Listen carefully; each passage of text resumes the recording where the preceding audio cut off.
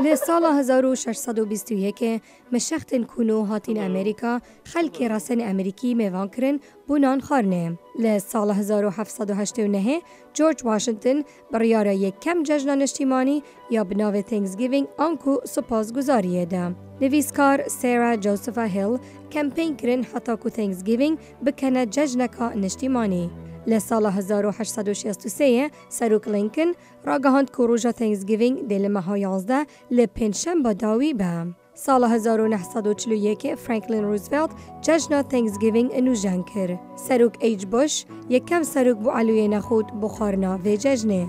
ای سال جی 24 ماه 11 همی مالبات هفرا کم دبن و خارنین جشن تhanksgiving پیگ و دخون.